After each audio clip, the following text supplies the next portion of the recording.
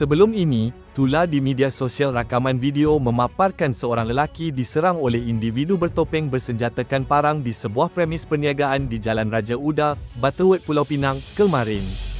Dalam video itu, suspek dilihat melarikan diri menaiki sebuah kereta jenis Nissan Almera berwarna putih yang dipandu oleh seorang lagi individu selepas menyerang mangsa. Dalam perkembangan terkini, Pemangku Ketua Polis Daerah Seberang Perai Utara, Superintendensi Tarmalinggam berkata, dua suspek lelaki berusia lingkungan 30-an berjaya ditahan anggota Bahagian Siasatan Jenayah IPD Seberang Perai Utara. Menurut beliau, mangsa yang ke premis berkenaan untuk makan bersama rakan kira-kira jam 7.20 malam telah diserang secara tiba-tiba dari arah belakang oleh seorang lelaki tidak dikenali yang memakai topeng.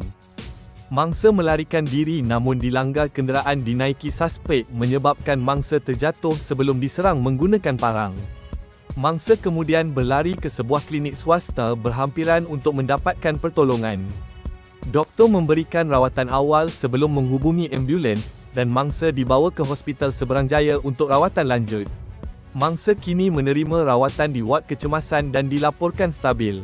Kes disiasat mengikut Seksyen 326 Kanun Keseksaan dan pihak polis menyeru orang ramai yang mempunyai maklumat berhubung kejadian untuk tampil membantu siasatan.